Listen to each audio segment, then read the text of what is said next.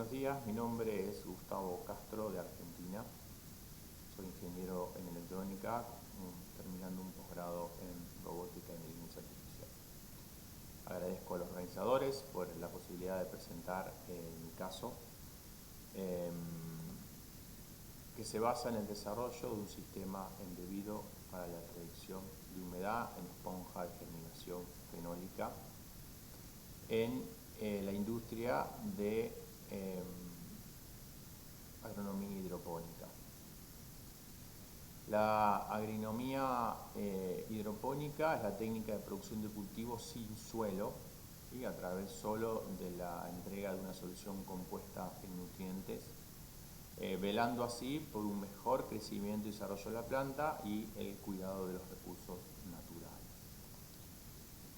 En Argentina, el 87% del territorio nacional, que son 20 de 23 provincias, cuentan con productores que desarrollan la agricultura hidropónica. El sistema más utilizado es el llamado NFT, que es la técnica de nutrir por film de agua, ¿no? Líquido. De esos productores, el 87,3% de ellos desarrolla su propia germinación, y de ellos el 82,7% realizan la germinación en una esponja fenólica. La esponja fenólica es un espumado basado en fenol y formaldehído que tiene la particular de poder retener casi el 91% de su volumen en agua durante entre 72 y 144 horas, por lo tanto termina siendo una gran ventaja a la hora de la germinación. Pero dentro de los desafíos actuales se encuentra el manejo de humedad durante la germinación. Es fundamental poder tener una humedad adecuada para no perder semillas, el control de enfermedades y la optimización de nutrientes.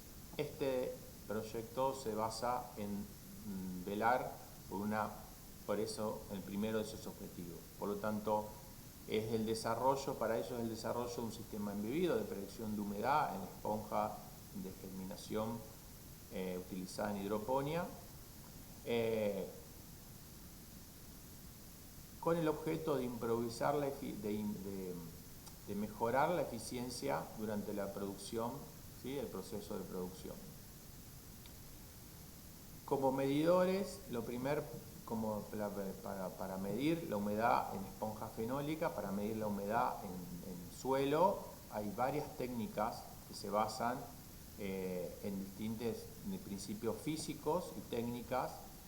En los tipos de sensor más utilizados, según nuestra investigación, para el uso de medición de humedad en esponja fenólica, deberían ser los sensores de capacitancia y los sensores de tensiometría.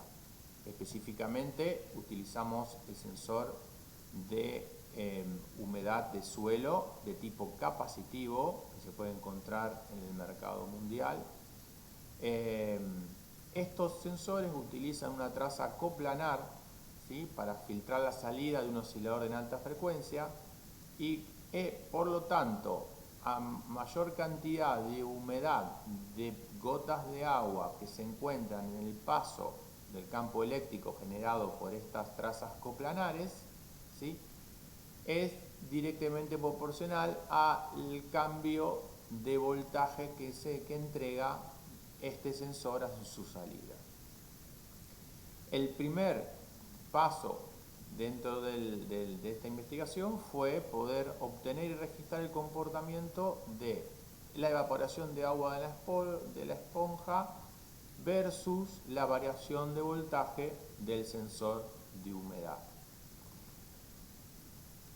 Con el estudio, luego de haber recabado durante días la variación de la humedad y la variación de voltios del sensor, pudimos, a través de Python, poder encontrar la línea de regresión característica que entregaba este sensor. Y además poder calcular su error cuadrático medio, el cual dio inferior al 2 a 2%, lo cual nos dice para la aplicación que queremos hacer que es un muy buen resultado como para poder ser utilizado para lo que necesitamos.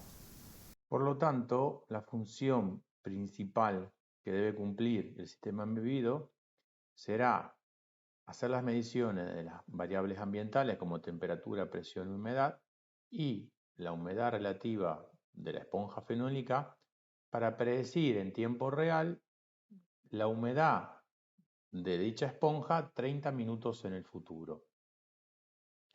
Para ello se planteó el diseño de un modelo, ¿sí?, para predecir la humedad de la esponja fenólica de germinación.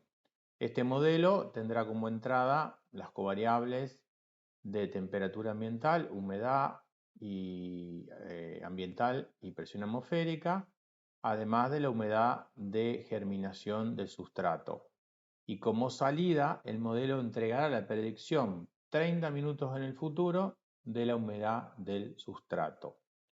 Para ello necesitamos hacer un modelo. Se realizó a través de Colab, del Node de Colab, en el cual el modelo recibe un dataset para ser entrenado.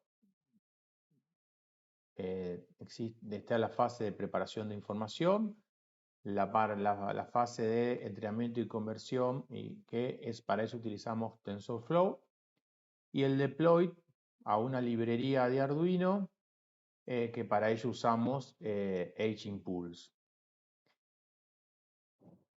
Por lo tanto, el primer paso necesario es tener el dataset. El dataset debe estar integrado por las mismas covariables que luego el sistema embebido va a recibir a la hora de hacer una predicción.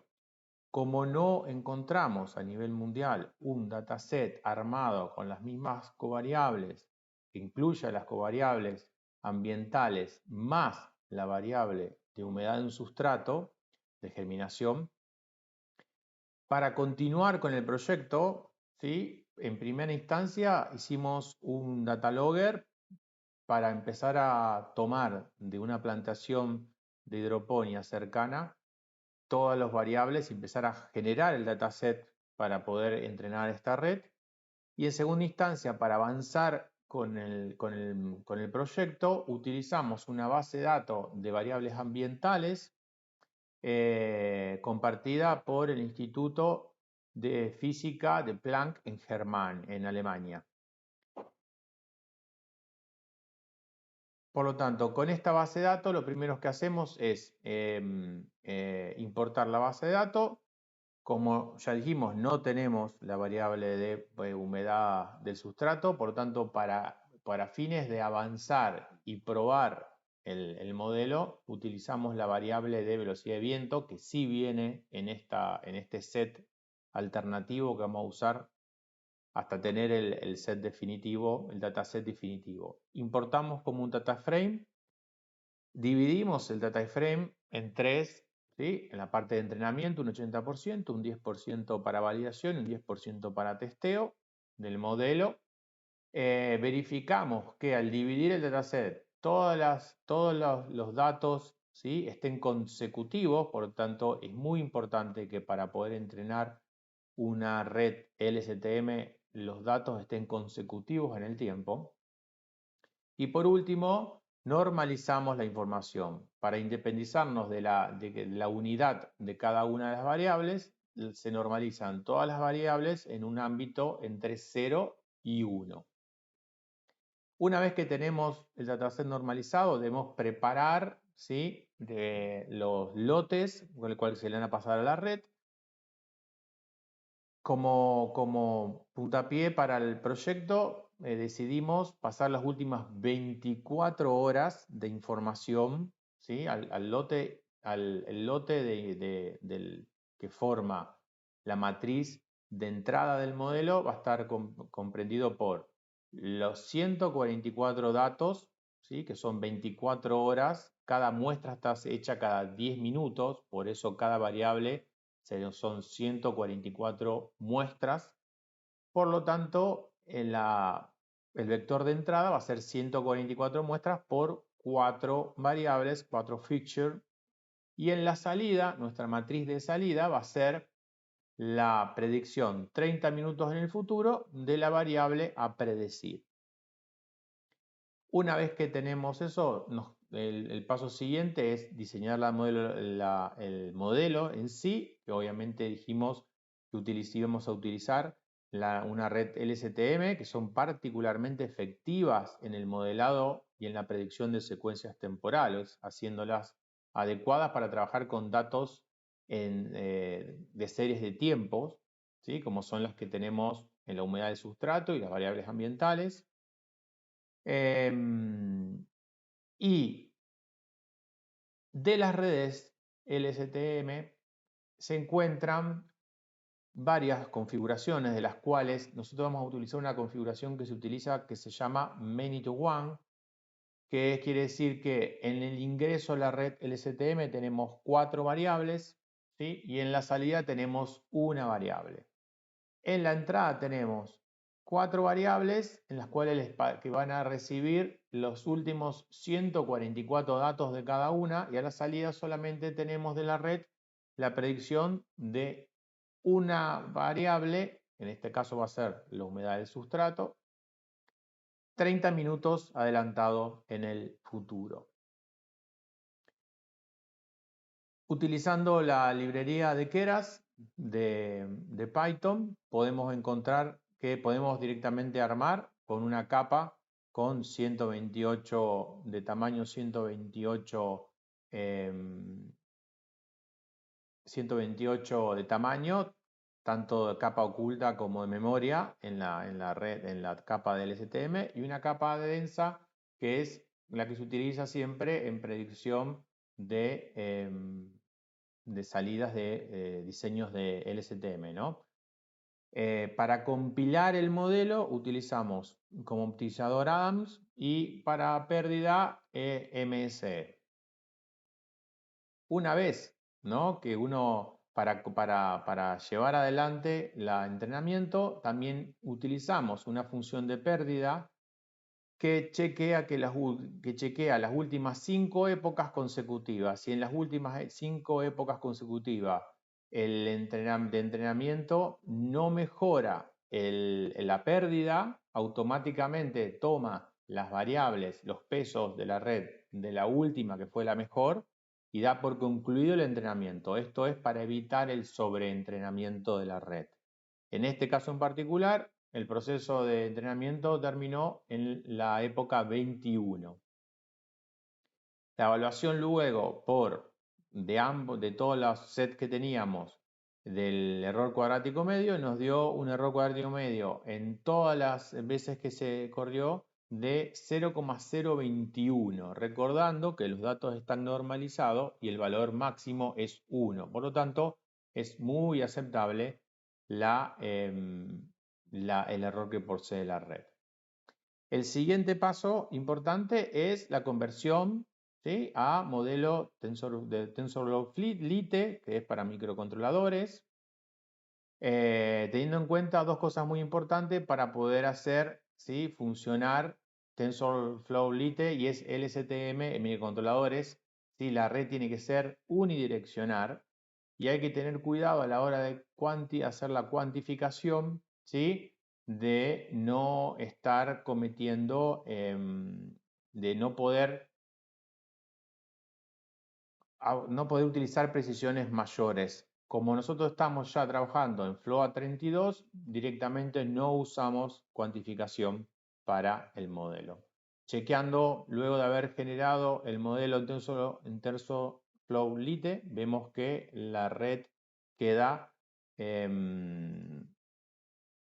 con todas las conexiones unidireccionales, ¿sí?, y con salida 1, por lo tanto podemos hacer el deploy. Para el deploy para el microcontrolador usamos el SDK de Python entregado por H-Impulse. Se necesita simplemente estar dado de alto como usuario, tener un proyecto con un número de key para poder incorporarlo en el código, y simplemente desde Python uno puede hacer el deployment a cualquier tipo de plataforma. En nuestro caso, elegimos hacer para Arduino el deploy para Arduino de nuestro sistema. También podemos chequear cuánto es la capacidad máxima que va a utilizar y vemos que, pues, según la simulación, vemos que va a ocupar 98K en la RAM del microcontrolador y 317 en la ROM. Por lo tanto, se puede utilizar tranquilamente LSP. Como dijimos, por último, hacemos el deploy a una librería de Arduino con el tipo de regresión, obviamente porque entrega un valor de predicción. Y una vez que teniendo nuestra librería de Arduino, en Arduino la importamos, ¿sí? Vamos el modelo, el ejemplo, modelo que se llama Static Buffer, donde nos pide incluir un tensor de entrada que equivaldría a las 144 datos por 4 variables, nada más que en formato flat. Por lo tanto, nos queda un tensor de 576 variables consecutivas. Desde Python podemos tomar, ¿sí?, ese primer set de variables y aplanarlo para incluirlo en el sketch de Arduino, conectar nuestro dispositivo y hacer la predicción, y en el terminal serie nos va a indicar tanto la predicción como la cantidad de segundos que tardó en hacer la predicción. En este caso, el valor predecido es 0,47849, y si en Python, ¿sí?, buscamos el valor real que debería haber sido predecible, vemos que solamente era 0,478585, habiendo solo un error de 9,57 por 10 a la menos 5. Por lo tanto, con un error tan bajo y unos tiempos de 2,2 segundos sobre 30 minutos, que es la predicción, nos da que el sistema va a tener una muy buena performance. Por último, entender y aclarar que estos datos están normalizados, por lo tanto debemos desnormalizarlos con el mínimo y el máximo de cada covariable que tomamos a la hora de hacer la normalización, ¿sí? Volvemos a desnormalizar, o sea, a volver a las unidades de cada covariable, como para poder convertir ese valor que teníamos sin unidades entre 0 y 1 a valores de humedad relativa, como son las de la esponja fenólica. Como integración final, solo nos restaría armar el dispositivo en el cual va a tomar todas las variables de entrada del ambiente, las convierte, las normaliza, las realiza, las coloca en un array de una sola dimensión, realiza una inferencia, ¿sí?, y luego vuelve a reescalar la inferencia para tenerla en los valores de humedad, esponja fenólica, y compararla con los límites. En el caso nuestro, el objetivo era que al encontrar un límite, que el límite inferior de humedad ha sido pasado por la humedad real de la inferencia, el sistema de una alarma, y si la inferencia está por sobre otro límite superior de humedad, ¿sí?, óptima para el cultivo, también de una alarma. Por lo tanto, la integración simplemente sería un microcontrolador, el sensor de variables ambientales, el sensor de humedad de sustrato y dos señales lumínicas, una para cuando el valor predecido es por abajo del valor mínimo ideal para la agronomía, y otra cuando el valor de humedad es por sobre el valor de agronomía. Bueno, desde ya muchas gracias y quedo atento a cualquier consulta.